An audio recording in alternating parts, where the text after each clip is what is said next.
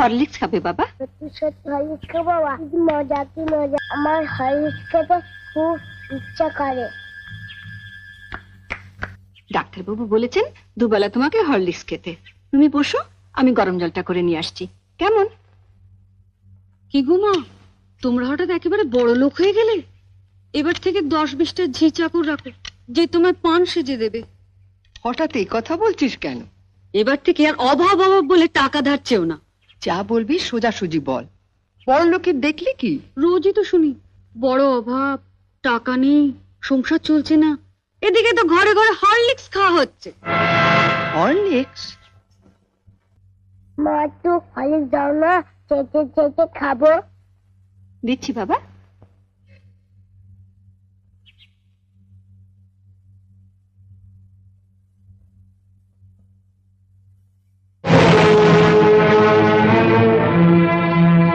Horlicks খাওয়ানো হচ্ছে, আর যেই না সংসারে একটু বেশি টাকা দিতে বলি অমনি মুখ শুকনো করে বলা হয় কোথায় পাবো।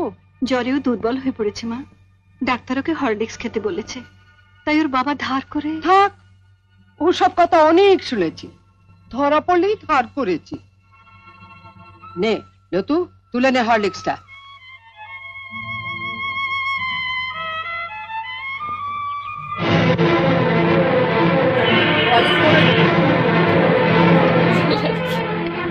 শোনো বড় বউ, আমি আগেও বলেছি আবারও বলছি, যার স্বামী যেমন রোজগার করবে তার ঘরে তেমনি খাওয়া দাওয়া হবে।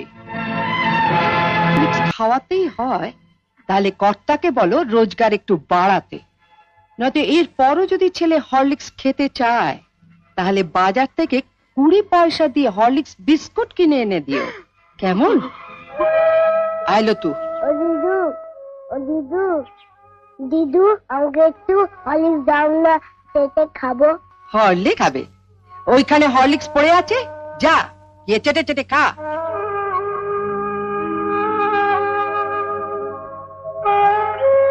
মা, মা দিদি বললো হরলিক্সটা খেতে। খালি খাওয়া খাওয়া আর খাওয়া, মরতে পারিস না, তোমাকে মরতে পারিস না, মরতে পারিস না। ওকে মারছো কেন? ওর কি দোষ? আমি আর পাচ্ছি না ছোট, মা হয়ে ছেলেকে একটু হরলিক্স খাওয়াতে পারবো না, সে অধিকারটুকু আমার নেই।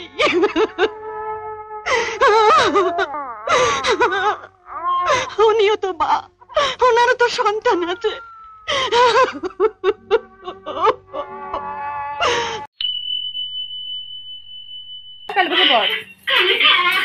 অর্পিতা বসে পড়।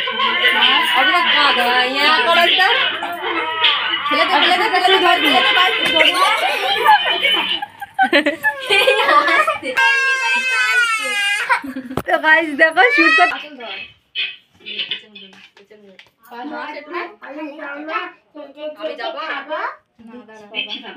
চলে